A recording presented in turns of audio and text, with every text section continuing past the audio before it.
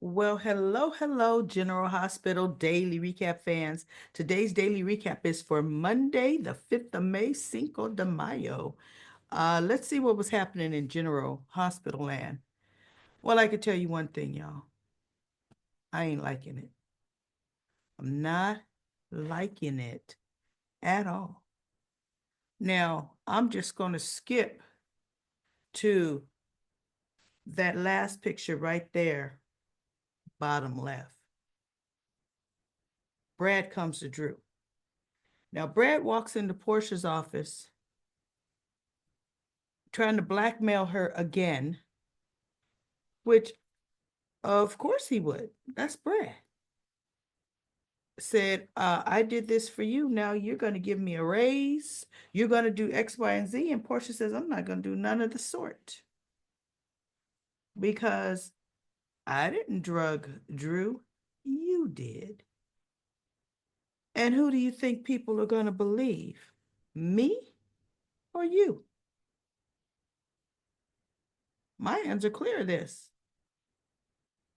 And he just looks at her. She says, now you know how it felt to have been blackmailed by you for months. Now leave my office. So he leaves her office and he's going to Lucas's office, I guess to complain, right? But he sees Marco and Lucas in there sharing chips and giddy stuff. Those two are boring me right now until we get to Marco's true intentions, right? My voice is a little raspy, y'all. So anyway, Brad is mumbling, I can't believe she's blackmailing me like this. And to think I taught her. That was funny to me. That was funny. And to think I taught her. Yeah, you sure did. But obviously not good enough. So Drew is still in the hospital. Robert says, okay, do you remember? Do you remember where you've been? Who you possibly were with? Only person he can really remember was Tracy. He does remember being in Portia's office, but he remembers having a drink with Tracy. So I'm thinking he's going to zero in on her until they had it. That Brad comes in and Drew looks at him and says, look, I don't want to hear nothing you have to say. Before Brad came in, Deanna was there and he was saying, I'm just trying to remember who could have done this to me. She says, well, look in your phone locations. It'll tell you every place you had been, which still brings him up to the same thing. He was at GH earlier, blackmailing Portia. He then was at the Port Charles Grill. So he's looking at Brad, he goes, you know what? I don't have time for you. I don't want to hear nothing you have to say. And Brad says, oh, but you're going to want to hear this. He's like, unless you could tell me who drugged me, I don't want to hear nothing from you. And Brad is like, or Brad may have said, if you want to know who drugged you, you're going to want to hear this. I think that's how that went. Drew looked at him, said, you know who did this to me? Who? Who? He goes, wait. Yes, I do. But before we get to that, I want to know how much is that worth to you? And I just shook my head, right? I just completely shook my head because, see, everybody, this is what happens when a soap opera, i.e., General Hospital, allows the actor to have a large input in the writing of his character. Because if I'm writing my own character, look, Daily Recap Lady would be the funniest, you know, the most deaf on the plot lines. I mean, I would just be the best out here on YouTube if I'm gonna be able to write my own script. When in reality, I do write my own script because I'm talking off the top of my head. But y'all get what I'm talking about. If I was an actress in a show and I felt that the show for years had not really given my character a lot to go on, had me as some goody two shoes that pretty much every woman that I had loved Jason. And whenever they wrote Jason back into the script, I lost him. If I had a hand in writing, I would make myself. For one, I'm scratching the goody two shoes persona. I'm going to make myself a little villainous, right? And then I'm going to make myself invincible. My storylines won't get found out. I'm able to just keep on going and going and not get caught. I'm going to make my sidekick side piece as dumb as a nail and pretty much gonna ultimately believe everything I want her to believe. Mhm. I'm gonna write so that I could blackmail people I don't even know or bribe people I don't even know because he wasn't blackmailing the person that works at the clinic where Michael's at. He bribed her. Okay. Offered her a lot of cash. How that happened, I don't know. How could he just pick up the phone? Hey, who's working today? You working? Oh, I know you need some money. Now, I know you don't know me, but I'm a congressman from Port Charles, and I want to pay you some money to lie to a visitor that's coming, to lie on a patient that's in your hospital, in your facility. Mhm. Now, I know you need money, and I'm just guessing you have no integrity. So guess what? It works out, right? But see, this is what happens when you allow an actor, especially like Cameron Matheson, write his own storyline. It's unbelievable, it's ridiculous, and none of us really want to see him. Seriously. Every time they've written Drew's character off of General Hospital, he needed to stay off of General Hospital. It's been twice now, y'all. Twice that they've written him out. He needs to be written off again, but into the abyss. That's all I have to say. See, all of this super smoothly, nothing sticks. No, you know what? Mm-mm. And it's ridiculous. And then we got stupid Willow. Of course, she walks in on Carly and Nina talking, and she goes, "What are you doing here? Uninvited." How does she know she's uninvited? Willow wasn't home. Carly could have called. And Nina could have said, "Sure, come over and see your grandkids." Carly says, "I'm here to see my Wiley and Amelia, my grandkids." She said, "Not without my permission, you're not." No, she goes, "Wiley and Amelia, not without my permission, you're not." Carly says, "I'm their grandmother and I wanted to see them."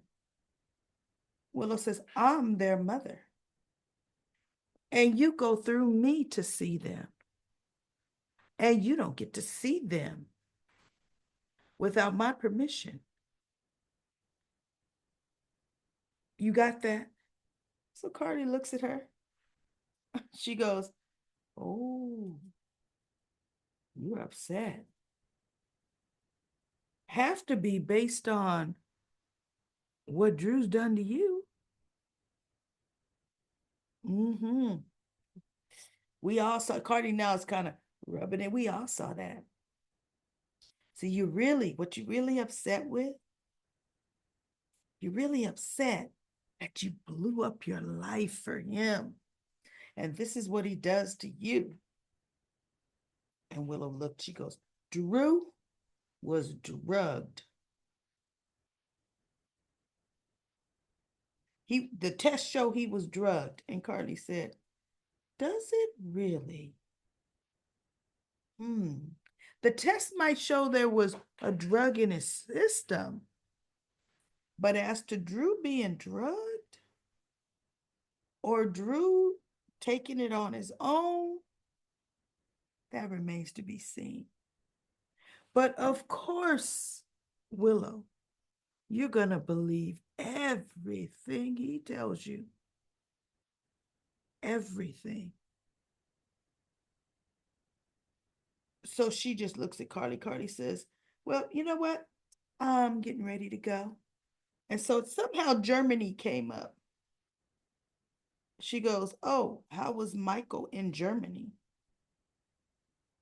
And Willow looked at her and said, when I got to Germany, Michael completely refused to see me. And Carly said, oh, okay. And she made some remark, and I can't remember what it was, about Michael coming to his senses about her, or whatever she said. But she was happy that Michael refused to see her, right? So Carly walks out, and Willow looks at Nina. See, here we go. Here we go. I need you to put some ideas up in my head. I need you to tell me what to think. Do you think Carly was right? Do you think somehow I shouldn't believe Drew? And do you think I'm projecting, you know, my own feelings over blowing up my family? Do you think Carly's? So Nina says, Willow, what I need you to think, or you think about what has happened. What has your eyes seen? She goes, no, but there was a reason. And look, the tests show that he was drugged. And Nina brought it up again. It might show he was drugged, but Willow, sometimes men cut loose for one night when their woman is out of town. You need to see Drew for who he really is. This man has cheated on you. And see, I still blame Nina because she cheated on me. How do you know? Willow, I know he has. He had, and I'm saying, Nina, this was your perfect opportunity. Willow, I didn't want to tell you, but while he was pursuing you, he was sleeping with me. That's how I know the kind of man he is. And I had no clue, honey, that he was after you, that he was pursuing you. But she told him, she says, what kind of man pursues a woman, a married woman who is married to his nephew? Drew, that's what he does. That's the man you're with, Willow. And she just looked at Nina. And see, had Drew been there, he would have said, what kind of woman sleeps with a married man that has amnesia and comes back and forth into town watching his family grieve? Nina, that's you. That's the kind of woman you are. So Willow's like, no, no. What I do know is Drew was drugged, and we both know who did it. And Nina looked at her right? And Willow comes back. It was that call girl hooker. She's the one that drugged Drew unknowingly. And so Nina looks at her and says, well, but okay, if it was, he allowed her to get that close to him, Willow, while you were gone. Willow, just like there's nothing up here. No, no, no. I believe Drew. I do. Oh, whatever. Hands are washed to both of them. Hands are washed to both of them. Now let's go to, okay, this quick. Lulu and Dante continue their whatever. And she's feeling like now that he confessed that he loves her, oh, she got carte blanche to still wreak havoc on Brooklyn. And he circled right back around too. Willow, I need you still to lay off of Brooklyn. Why does it then she flips that switch? Why does everybody have to come to poor defenseless Brooklyn's uh uh champion her? And he goes, that's not it, Lulu. I just need you to stop. If you knew what I knew, you wouldn't be telling me that. And he goes, you know what? What is it you know? What is it you know? Well, I can't tell you. I can't. He goes, you know what? Then you always revert back to that. Like you have this big secret you want to tell, but yet you never say nothing, Lulu. And so she goes, it is big. And if you knew, and at this point, Carly walks to the door, just walks in, didn't knock. Excuse me, am I interrupting something? And they both looked at her and they should have said, yeah, an argument, right? you know? So Dante says, no, you know what? I'm through. So he leaves. And Carly's talking to Lulu. And Lulu, she's saying, did you tell him? She says, no. He's saying that I'm using this to go after Brooklyn because I'm jealous of Brooklyn and this, that, and the other. And Carly says, well, are you? No, I'm not. Dante has a right to know. Dante has a right to know. And I'm going to tell him. See, we always knew she's itching to tell him. But she wants it to be looked at like, but you drug it out of me. I wasn't going to tell you, but you made me tell you. So Carly once again was telling her, Lulu, don't do that. That is not your story to tell. And then she brought up Robin again. She's like Robin buttered her nose into our business with Michael and me and Jason, and it changed our life. So she goes, but didn't AJ have a right to know? Carly says, no, because I'm Michael's mother. And she says, and Robin and Jason's relationship was never quite the same after that.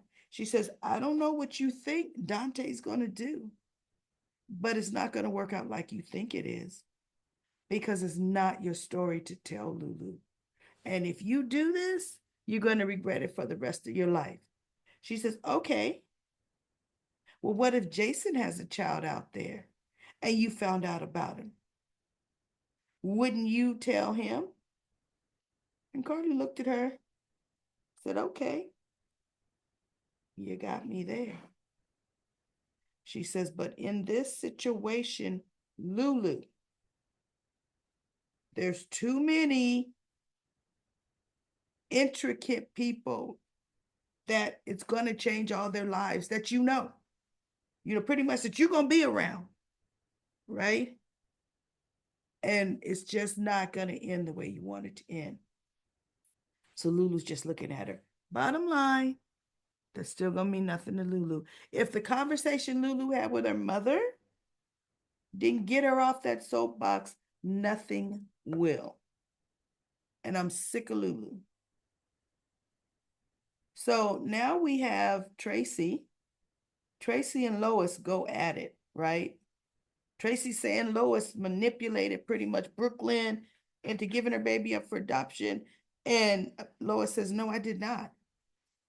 My daughter made the decision and I supported her. It was Brooklyn's decision. She says, and then Tracy ends up saying, oh, yeah, but you know what? You sure told your mother. And Lois is like, oh, because that's my mother. And I needed the support. And Tracy says, no, the Cirillos got to know, but the Quartermains didn't. And Lois looked at her and said, it had nothing to do with that. But now that you mention it, you know what? It was a bonus. That was a bonus. Because you Quartermains are, because we would have happily raised her baby. And so she says, Brooklyn felt she was too young to be a mother.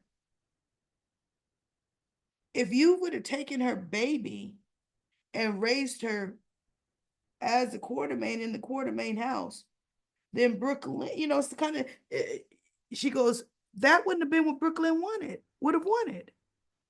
And I'm surprised Lois wouldn't have said, because look, she never would have been able to come to the house.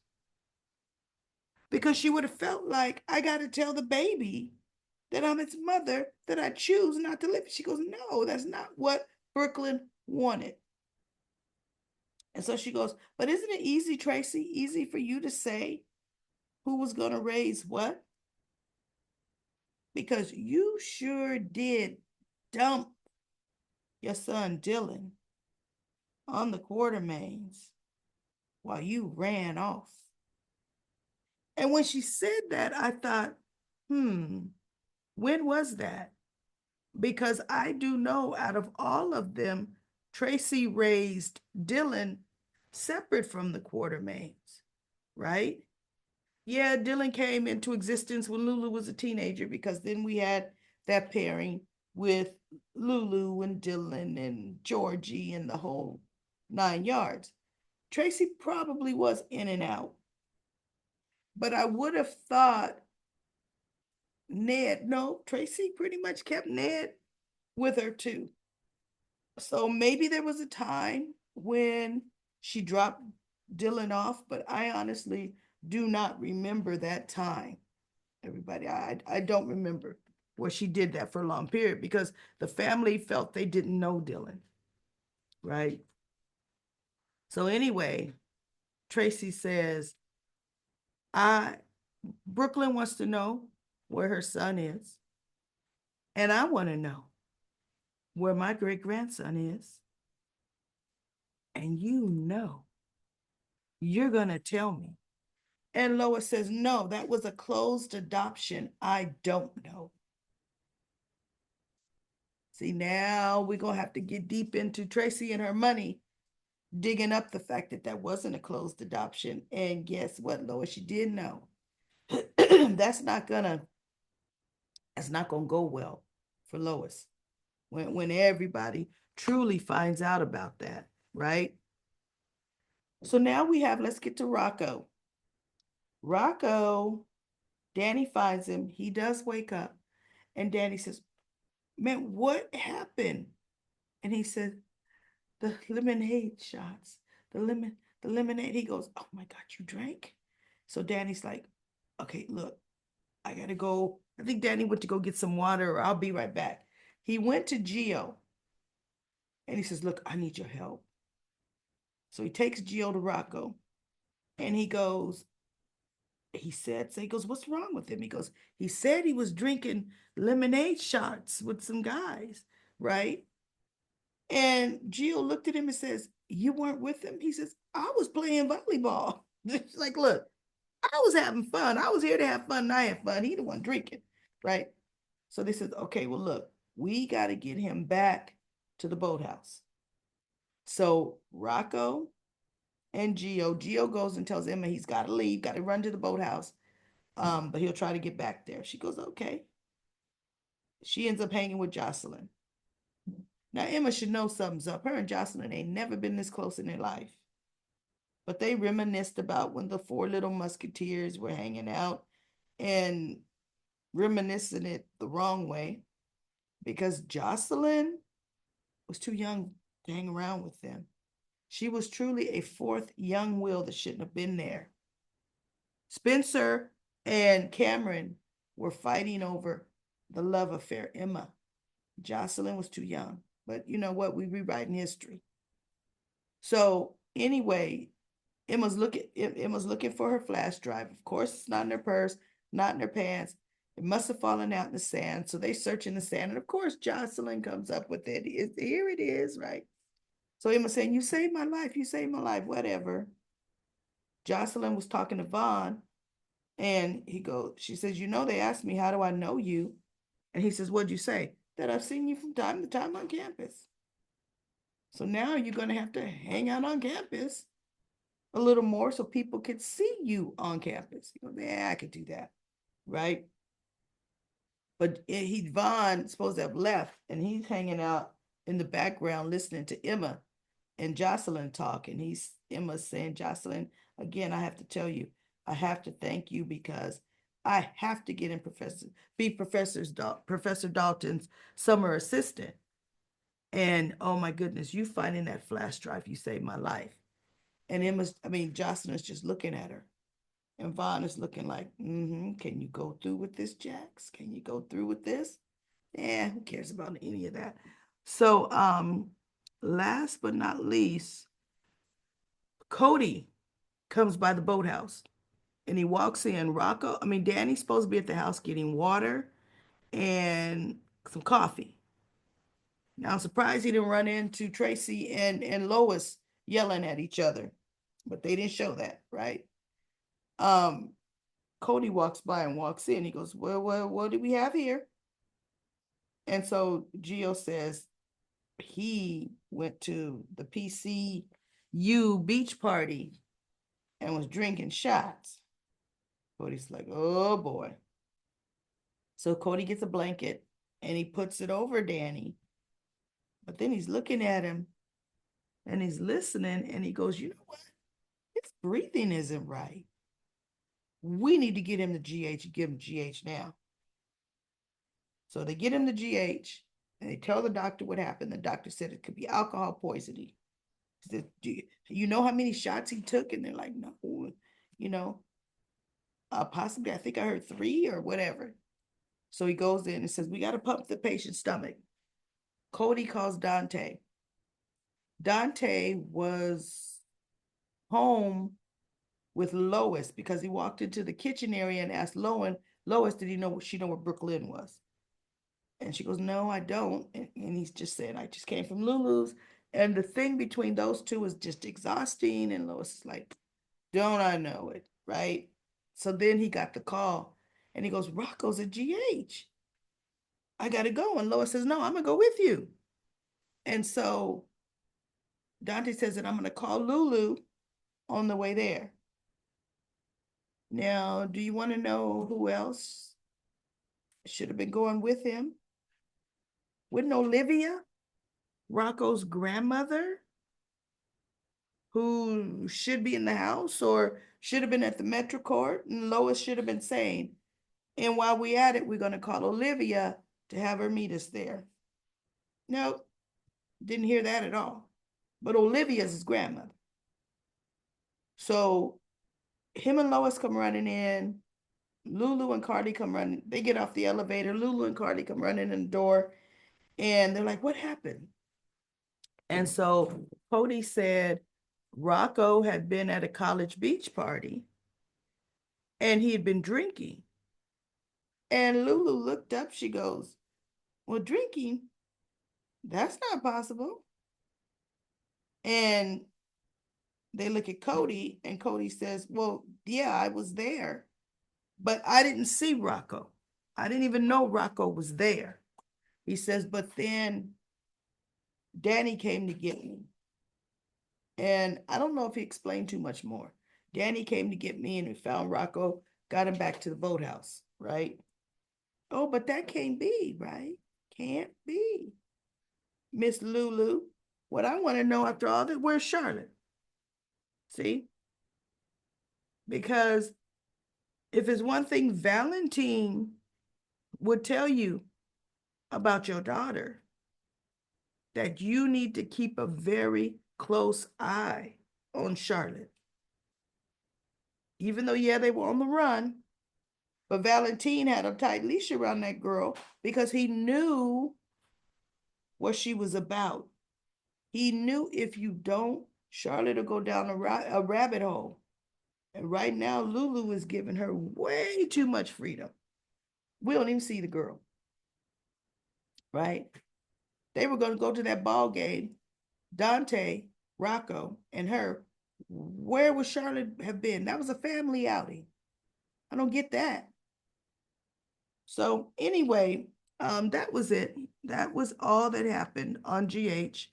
I'm still mad about the way they're making Drew's, all his little stories of being that people things that people do to him being tied up the very next day.